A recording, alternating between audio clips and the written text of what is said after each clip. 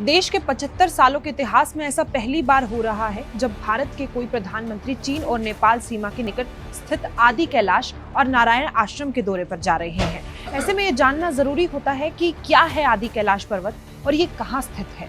11 अक्टूबर को पीएम मोदी आदि कैलाश पहुंचने वाले हैं। ऐसा माना जा रहा है कि 3 देशों की अंतर्राष्ट्रीय सीमाओं से लगे इस भूमि से पीएम मोदी पूरी दुनिया को अध्यात्म और वैश्विक क्षेत्र में उभरती भारत की शक्ति का संदेश देंगे। अब बात कर लेते हैं आदि कैलाश पर्वत की। आखिर वो है क्या? करीब 6000 मीटर की ऊंचाई पर मौजूद आदि कैलाश को छोटा कैलाश भी कहा जाता है। उत्तराखंड में मौजूद आदि कैलाश पर्वत तिब्बत के कैलाश मानसरोवर जितना ही खूबसूरत और प्राकृतिक नजारों के बीच मौजूद है। खास बात यह है कि अगर कैलाश मानसरोवर जाना है तो यात्रियों को इसी रास्ते से होकर गुजरना होगा। उत्तराखंड के पिथौरागढ़ के सीमांत इलाके धारचूला से इस यात्रा की शुरुआत होती है। सड़क के रास्ते से आप धारचूला के तवा घाट पहुंचते हैं और यहीं से आदि कैलाश के लिए ट्रैकिंग की शुरुआत हो जाती है। जब आप इस रास्ते से थोड़ी दूर का ही सफर करते हैं तो आपको नेपाल का अपी पर्वत नजर आने लगता है। यात्रा का असल रोमांच तब शुरू होता है जब आप छिया लेक चोटी पर पहुंचते हैं। यहाँ की प्राकृतिक और मन को मोह लेने वाली खूबसूरती आपकी हर थकान को दूर कर देती है। बर्फ से ढके पहाड़ों की चोटियां, बुग्याल रंगों से भरे फूल आपके मन को खुश कर देते हैं।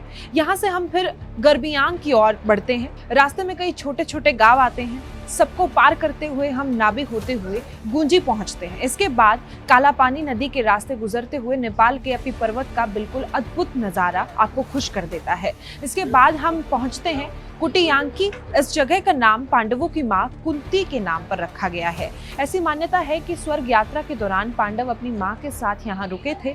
बर्फ से ढके पहाड़ों के बीच बसा ये गांव बेहद खूबसूरत है। करीब 4 दिनों की यात्रा करने के बाद हम अब 6000 मीटर की ऊंचाई पर मौजूद आदि कैलाश पर्वत पर पहुंचते हैं। आदि कैलाश के बेस पर स्थित धूती पार्वती झील को देखकर आपके मन को अलौकिक सुकून मिलेगा। प्रकृति की गोद में बसे इस सुंदर और अलौकिक जगह पर आप कब और कैसे जा सकते हैं ये बताना भी जरूरी है। आप देहरादून या फिर पंतनगर की फ्लाइट या ट्रेन के रास्ते जा सकते हैं। इसके बाद पिथौरागढ़ के धारचूला तक आपको पूरा रास्ता सड़क मार्ग से ही तय करना होगा। वहां से ट्रैकिंग की शुरुआत हो जाती है। ये बताना भी जरूरी है कि सर्दियों और बरसात के मौसम में ये यात्रा संभव नहीं होती। ऐसे में गर्मियों के मौसम में जून से सितंबर तक यात्रा का सबसे अच्छा समय माना जाता है।